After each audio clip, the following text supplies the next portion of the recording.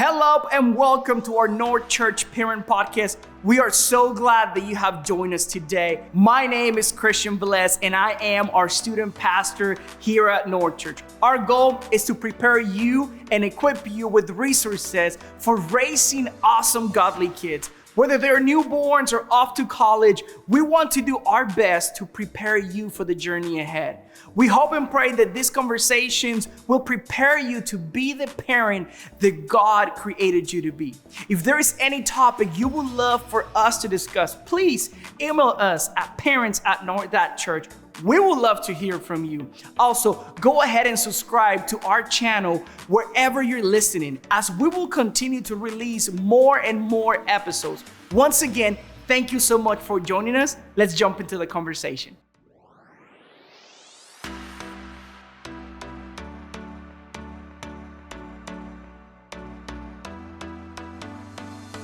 I have my friend Beau with us. What's going on, family?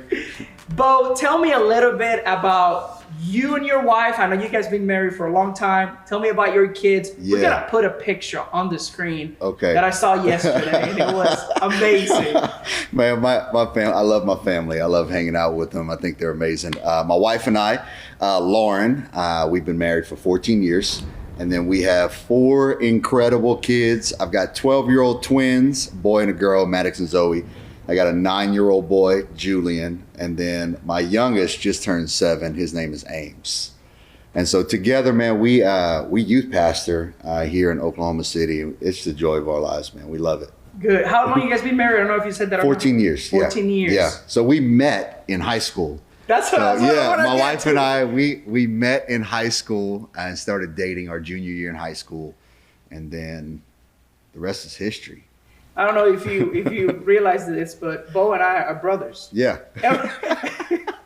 We're not, but everyone always thinks, I'm like, hey, I met your brother. I went to another church and I'm pretty sure that was your brother. Like, you were at our church not too long ago, and one of our staff members at the church took a picture of you and be like, dude, your brother's here. I was like, it's crazy. We had Shannon Fouts, which is Rodney's wife. They're the lead pastor for a church. Mm-hmm. She told me one day, I was at People's Church and the guy on the stage, it looked just like you. Crazy. We're good friends. Beau is a youth pastor at People's Church. Great youth pastor. And we're having a great conversation today. But before, I want to ask Christian, our podcast producer, to lead off on the first question. All right. I want to know, I'm going to kick us off. And I just want to know, Beau, what was the first electronic device you ever owned, or you got as a gift, whatever that may be, the first electronic device you ever owned? I'm going to toss it back to y'all. First electronic device, man, it was a Game Boy. The first edition Game Boy, and I had the Home Alone game.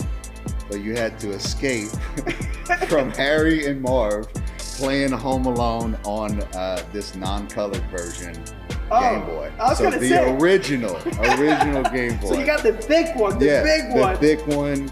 Yeah, it's second, like eventually it just didn't work and it became a paperweight. It just held stuff down. It's massive.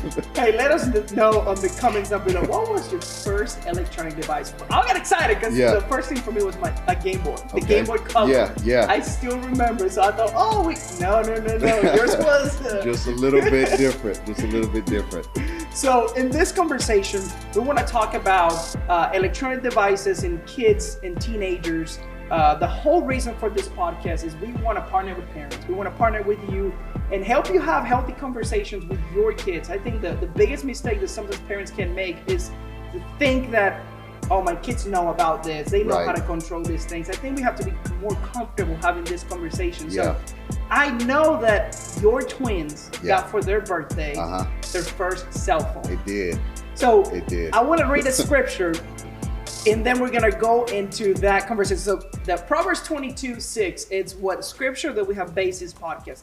Direct your children onto the right path. Yeah. And when they are older, they will not leave it. Yeah. So now, talking about electronics, talking about phones, I want to hear, how many times did they ask you for a phone? Man, it was a lot. It was a lot. And I think for my wife and I, it it was always conversational. Okay. And so I think for us, and again, just big shout out to all the amazing parents out there. This is part of the conversation. Like for me, it didn't start with just my wife and I having conversation and making a decision. Man, we believe strongly in it takes a village. We believe strongly in having people in our lives that are just a little bit ahead of us. Mm-hmm. So man, there's some amazing families in our church, and we just went to them and said, hey, when did you give your kids a phone and why? Yeah. You know, just started asking questions. And we didn't necessarily fall in the same category as all of them. We had to make a decision as parents for our kids. Just like I'm sure it's different for every Yeah. family, different for every kid too. Yeah, and two, we felt kind of pressured with having twins. If you do for one, you need to do for both. And so we're wrestling that tension because our twins, one's a boy, one's a girl. They both are incredible kids, but they're both on their own separate development journey. And so we made a decision that we weren't going to give them phones until they were both ready. Okay. Now, some of that was as parents, there are just situations where we needed our kids to have a phone. And it could be as practical as that. It's like, okay, you got cheer practice, you got soccer practice, we need to know when it ends, those things like that. But then other things were, man, where are our kids in their development? How are they looking at a phone? Do they feel like they deserve a phone, or do they feel like the phone is a privilege? Do they show responsibility around the home, or do they only show interest when they want something? And so we're looking as parents, we're constantly looking at our kids' attitudes. Attitudes dictate their actions. So what kind of attitudes are we seeing? Because as parents, man, I want to reward the mess out of my kids. My wife's always, Beau, you need to pump the brake. I just want to reward them. I love giving stuff to my kids, but I also want to train them that I'm not, in a way that I'm not giving them something that's going to be destructive. Yeah. I think that when it comes to a phone, when it comes to anything that would be a privilege, I think as parents, it would be good for us to weigh out, okay, is my kid ready? And if the answer is no, that's great. Yeah. Because as a parent, you're aware. We would look at a parent and you'd give, if they gave a kid, a 6, 7, 8-year-old kid, the keys to their favorite vehicle. Like, here, you're awesome, go. You're like, no, that's not a wise decision. I think it's the same thing when it comes to phone, because even with the phone has access to a ton of things, but we've put a ton of limitations on those because, again, our kids are on a journey. Yeah. We want to protect them, but we also want to instruct them on, say, hey, this is how you operate. This is what this is for. This is why we do this. And so different things like that. You talked about how you wanted to make sure that their attitudes. You talked about how you didn't want them to think I deserve a phone, or like, because everyone, I think like one of the hardest things like for parents, like all of their friends are having phones and they feel like they're left out. And that can be a very difficult conversation for the student, for the kid to understand. Right. One of the things you talked, we got to know where you're at, when practice ends. But you said, we didn't give it to them until they were ready, which I'm sure was inconvenient for you and your wife. There was moments, yes. So can you talk about that? Because I feel like a lot of times parents could make that mistake. Well, it's convenient for me, but because it's convenient for me, it might harm my children. That's so good. There are so many circumstances. There are so many situations where there are things that require us to do things maybe a little bit faster out of convenience. Man, mad props to all of the single parents out there. Mad props to all of the grandparents, the aunts and uncles helping raise young world changers. Incredible props to all the parents out there, because it's such a tough thing. Sometimes you don't know, and that's where you find yourself just praying and asking God to give you peace. When it comes to the devices and when were they ready, we had to look at our kids and say, okay, are they making responsible decisions with what they currently possess? So this is my next question on it. Phones are a huge responsibility. They are. They're a huge responsibility, parents. They are. How did you prep your children with that responsibility? One, how do you prep them? We're going to wait till this for you to get a phone, but when you have a phone, I don't think even adults understand the kind of responsibility that social media and having their phones is. How did you prep your children for that? Yeah. We established early on just some fundamental values and principles for our house. So my kids know that the Dore house has Dore rules. With being a Dore, we think it's the greatest thing ever. It may not be the greatest for other people, but for us, we're proud about it, and we know that God has a calling and a purpose on our lives. And so we've just established some principles that, man, there are certain things that we don't do. Not that it's bad, we just don't partake in them. Yeah. And so when it comes to the phone and those things, we gifted our kids with cell phones, but on that, we put very, very strict limitations that we agreed upon. So a couple of those limitations are in this season, 12-year-old twins, for our reasoning, nothing bad about it. They don't have social media because I believe friends are best. You have relationships with your friends. Yeah. And so I just don't want my kids battling with comparison more than they already do. Yeah. And I know the struggle that it, even for adults, for Yeah. you and I, it's hard. So there's those things. And then on the other side of it is with the restrictions, we've said, hey, we want to approve anybody you're texting. We want to approve anybody you give your phone number to. Mm-hmm. Mom and dad love you, and we want to protect you in this area. And if there's any kind of questions, we invite questions. I want my kids talking to me. Yeah, and we have to have conversations about that. I want that, and I've let them know at the dinner table, at home, you can say whatever you can ask whatever question, and dad will answer it. I will answer whatever question. You heard something at school? Man, let me know about it. Well, people are talking about this. Let's talk about it. You know, you're not going to get punished for asking a question. I just like that open dialogue. Yeah, that's good. And so that's the way we approach even handing them the phones. It's like, okay, we're going to talk about this. And when you want something about it or something new on the phone, let's talk about it. If the answer is no, we're okay. Another thing my wife, she's a genius, man. She parents our kids so well. But we started asking our kids for their passcode. Instead of establishing the passcode for them, we asked it from them to start getting them to hunger for accountability. Yeah, that's good. And so accountability is something that you have to learn first before you thirst for it or you hunger for it. And so we're trying to teach that and utilize small things like a cell phone. Even with the massive amount of things you can access, there's a tremendous amount of limitations that we put on it. You talked about apps. There are some apps that they're not allowed to download or to have because you're protecting them. Mm-hmm. You know, like the scripture says, you know, direct your children in the right path. Even when they're old, they're not gonna. That's what we want to do.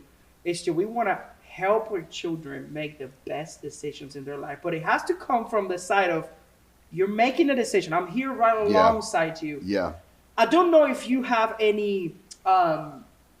You say that you asked your kids for their passcode. Did you guys go through their text? Do you guys go through their apps? Do you guys do any of that at your home right now?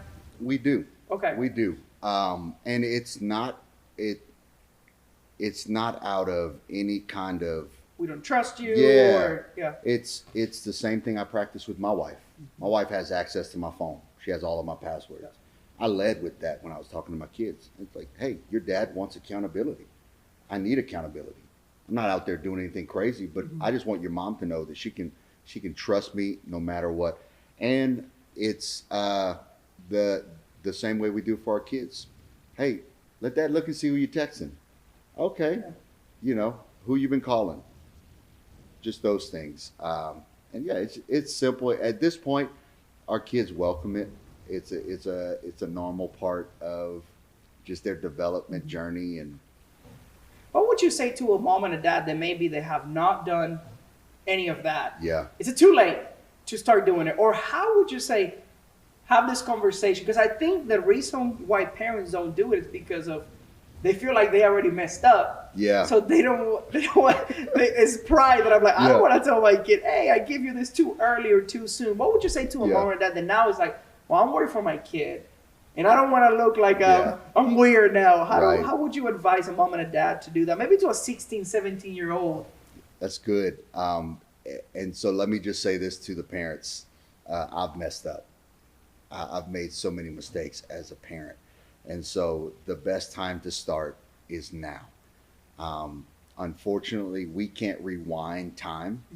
And so there are always things when it comes to parenting and seasons where you're like, I wish I would have known that earlier, or I wish I could have implemented it earlier. But it doesn't stop what you can do right now. And so there are seasons of life for a kid, like that first phase in life, 0 to 2, you're really, as a parent, you're just serving the needs of your kids. You're feeding them, you're changing their diaper, you're putting them in bed, you're bathing them, the whole thing. And then after that 0 to 2 begins this new journey from like 3 to 13, where you're leading them and you're providing authority and establishing disciplines for your kids. And then from 13 to about 18 is where you start mentoring. Yeah. And so that mentorship, that's where even from 13 to 16 to 18, it's kind of some big, substantial years for kids. But that's for me. I have people in my life that mentor me, and the greatest mentors in my life constantly ask me questions, helping me get to a place where I want to be. Yeah. So I would say if you have a kid in that later teen age and you're like, man, we didn't establish those things, as a mentor, which you are, a parent, a guardian, you can then lean into them and say, man, what do you want your life to look like? Yeah. How do you want to be perceived as a young man or a young woman? What do you want to become? And then it's their idea. And then you begin to create dialogue and say, man, how about we establish this? Do you think that would be good? And so it may not look like at 16, them having had a phone for the last 6 years, saying, okay, I'm putting a passcode on everything. You can't go on the internet, no social media. That might be a little bit drastic in that moment. But what you can do is start having conversation and dialogue and helping them in their journey. I like that you say, as parents, you got a mentor. I know always use the term like as parents, we have to learn how to coach kids. Yep. We don't want them really tell them what necessarily to do, but help them understand, ask them questions so they can come up with the answers. Instead of you telling me, you cannot do that. We'll talk about, is this good for you? We talked about social media a lot. So you being a youth pastor, you have many conversations with students, many conversations with parents. Parents ask me a lot of times, when is a good time to have social media? When is a good time to have Snapchat? And like, well, that's different for everyone. I know what my capacity is. I know what I can take. There are some apps I don't mess with. Yeah. Because as an adult, I don't have control. Right. If you look at how much I spend on social media, I mean, I would be embarrassed. Yeah. I mean, it's hours upon. If I cannot control that, how can a 12, 13, 14, 15-year-old control it? So I think that's we need to be comfortable with having those conversations with our kids. I'm like, hey, is this good for you? Yeah. Like, why do you want to be on social media? Why do you want to be on social media for so long? I think it's just helping them come up with the answers. You know what? I kind of want that, but I know that's not good for me. Yeah. We all need boundaries. Yeah. Life is most successful in boundaries. Look at every sporting adventure. Every sport has boundaries. Yeah. You play the game and you succeed within the boundaries. Life has boundaries. And I think it's important, even for those parents who have kids that are younger, and you're looking like, oh, well, my kid's a couple years away from getting a phone. I think right now, their device may be TV, maybe an iPad where they're watching. That screen time, you can create boundaries and kind of dictate how they're going to respond to a new device a little bit later on in life. Yeah, that's good. It's good training. Yeah, it's training. Again, going back to the scripture, train your child, train your children in the way that they should go. And it's never too early to start, and it's never too late to start. Right now is where you are. You can do this. Like, you can do it. God has gifted you with world changers in your house. That is the greatest stewardship opportunity that we have. is to disciple and to mentor our children. You know what I'm saying? Oh, absolutely. Let me ask you one more question about phones and teens and kids. When you guys go to sleep, do your kids keep the phones in their rooms? Do they live in the living room? Do you have a specific place? I am adopting that now. Yeah. Always my thought was like, well, what if there is an emergency and my mom or so-and-so calls me and I'm in the middle of the night? Well, half of the time I'm not going to answer because I'm asleep anyways. Yeah. So I have been leaving my phone in the living room because I don't want to be distracted, because if I can fall asleep, it will be easy to go to Instagram and social media. But I remember when I was in high school, I had a friend and he wasn't allowed to have the phone in his room. Yeah. And to me that was like, well, that's crazy. He had it in the living room. He said, I said, well, what for your alarm? He says, oh, my dad bought me an alarm clock. Yeah. And I was like, oh, that's crazy. It's like military house, which it was. Yeah. But tell me about, how is that at your house? Yeah. We don't allow the phones to be in the rooms. And it is solely for accountability purposes. Yeah. I know what I am capable of doing when I'm tired and alone. Yep. And so I would be foolish to think that my 12-year-old would not be struggling or have the temptation to do some of the same. And so it is mere protection. We have alarm clocks in our house. We're not a military family, but we are a strong accountability family. And I just think that, again, we thrive with boundaries. My kids thrive in those moments. I love that you say that, because boundaries are not punishments. No. And that's they're like a blessing. People think that, well, if you put this boundary, you're punishing me, or that I feel neglected. I feel like you don't like. No. Yeah. We're setting those things to protect you. We're Yeah. setting those, and as a parent, that is your responsibility. And you know what the greatest conversation too, Christian, is? Even with my 12-year-olds, we sat down as a family, my wife and them, the twins, and we established the boundaries together. Hey, what do you guys think about this? Oh, I don't know. Well, hey, mom and dad, we feel this way. Do you agree? Yeah, we agree. And they now are participators in establishing their own boundaries. And what we're training them to do is to be accountable. Yeah. We're training them to have discernment. We're training them to act wisely with the things and understand stewardship and those things. So it's amazing. I think that sometimes parents, myself included, can fall into the trap of, I need to make the decisions all the time and not include them. When you include them, it's their idea and it's us as a family. Yeah. As a family, we do this. Yeah. As a family, we don't do this. As opposed to just simply saying, no, you can't ever have that. Yeah. Which is how many parents have raised their kids, and how many of us were raised. I've made that mistake. Yes, but yeah, I remember those no's growing up, and it was like, okay, the moment they're not looking. You know what I'm saying? And so it kind of creates some tension there, but yeah. In student ministry, we talked about boundaries often. Right. And one of the things that we do, at least here at North Church, when it comes to small groups, is like, well, talk about those areas in your life that you need boundaries. I'm not telling the students, you need boundaries from your phone. I am giving them an opportunity to realize, well, this area, if I had boundaries, I could be better. Yeah. I wouldn't have this much stress or anxiety or anything. So boundaries are to protect you. They're a blessing. They're so good. They're a blessing. Yeah. My marriage needs boundaries. Yeah. I need boundaries. My kids need boundaries. We need boundaries. We thrive in boundaries. Imagine going to work and not knowing what the target on the wall is. Not knowing, if I did this, I'll get fired, or if I did this, I'll get a raise. Like, not knowing. Yeah. Just show up to work. Like, it would drive people nuts. Yeah, right? True. I think kids, they need that structure. We need that structure. And man, what a blessing it is to have conversations like this. I think, you're just so amazing to even provide this outlet for parents and say, hey, we want to partner.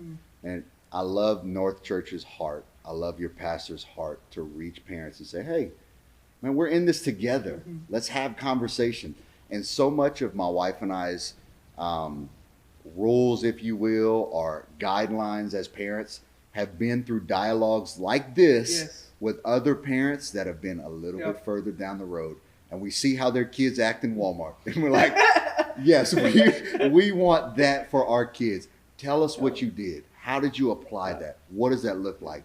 And it's not a one size fits all, but you can grab truth from it and say, okay, this will work for my boy. This will work for my daughter. You know what I'm saying? That is so good. Because this is a journey. And Right. we're in this journey together. You Yes. don't have to do it alone. Yeah. And I think that's the lie that we believe, that in order to be a good parent, I gotta do it myself. I gotta figure it out. No, ask the people around you. Yeah. I'm not a dad.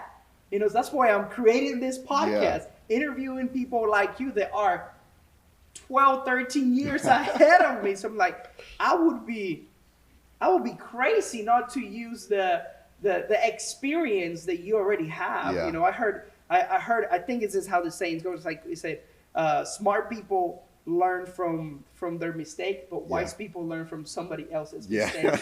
So that's what I'm trying to do here. I'm like, interviewing. Tell me how you messed up, so I don't do that. Yeah. Man, thank you so much for your wisdom, for being vulnerable and open with our audience. And thank you so much for joining us for this episode of Parent Podcast. Remember, the first Wednesday of every month, we have a new episode, and you can answer any question. Email us at parent@north.church. Have a blessed day.